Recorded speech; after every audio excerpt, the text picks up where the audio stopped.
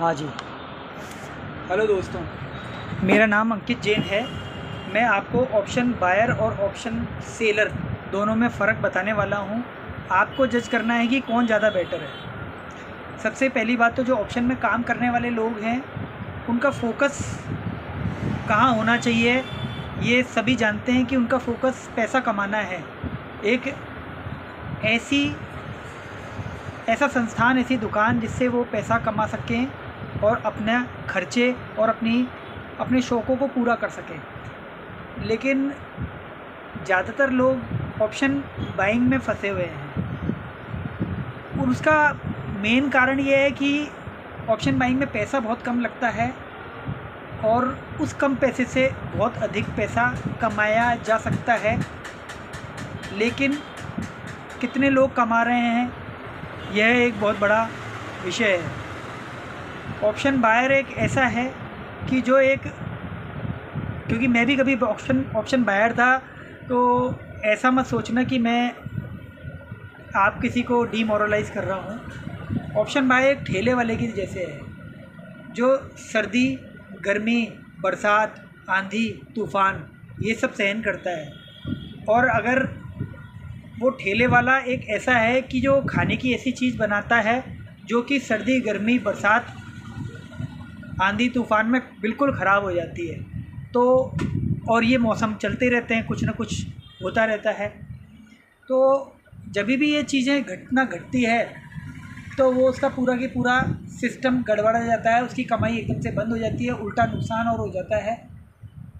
इसी तरह से ऑप्शन बायर है, उसके साथ इतनी मुश्किलें हैं। पैसे भले ही कम लगते हैं लेकिन उसके साथ इतनी मुश्किलें हैं कि उसको वो कमाना और कमाया हुआ पैसा सुरक्षित ही नहीं रख पाता है। उसी प्रकार से ऑप्शन सेलर जो है ना, एक ऐसा ठोस बना हुआ शोरूम है जिसमें उसको आराम से बैठना है, वो आराम से अपने माल को बेचता है और उससे पैसा कमाता है।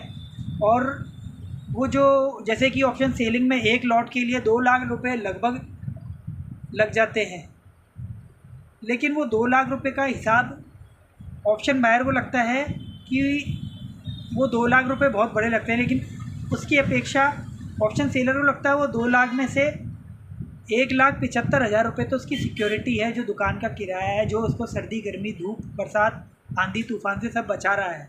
वो पैसा उसका कहीं जाता नहीं है। अगर वो मनी मैनेजमेंट रखे तो एक तरह से वो उसकी सिक्योरिटी हो गई, और इसके एवज में मार्केट उसको 70% एरिया देता है कि आप कमा सकते हो। और होता यह है कि ऑप्शन बायर, जैसे मैं 15-15, 20-20 दिन, एक महीने तक मैं लगातार प्रॉफिट में रहता था ऑप्शन बाइंग करते वक्त, लेकिन वो 4-5 दिन रेंज बाउंड मार्केट ऐसा आता था जिसका जैसे आंधी तूफ़ान का कुछ पता नहीं होता है कि कब आ जाएगा, कब कौन सी बिजली गिर जाएगी, वैसे ऑप्शन बायर को भी नहीं पता होता है कि वो मार्केट कब साइडवेज और रेंज बाउंड हो जाएगा। आइडिया ज़रूर रहता है, लेकिन वो आइडिया तो रोज़ ही रहते हैं, तो उसको क्या मालूम कि कब कौन सी घटना घटने वाली है। और जब वो उसमें फंसता है तो फंसता चला जाता है, और उसका जो महीने भर का प्रॉफिट होता है वो 4-5 दिन में ऐसे उड़ जाता है कपूर की तरह कि उसकी जो साइकोलॉजी जो बनी हुई होती है वो भी बिगड़ जाती है, जो कि बेहद नुकसानदायक होती है। इसको बनाए रखना बहुत ज़्यादा ज़रूरी होता है, और उसको बनाने वाले लोग भाई मैंने तो नहीं देखे आज तक।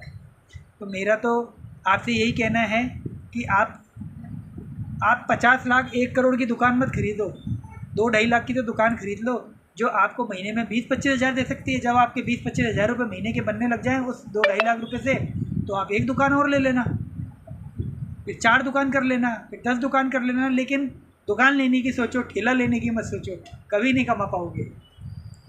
धन्यवाद।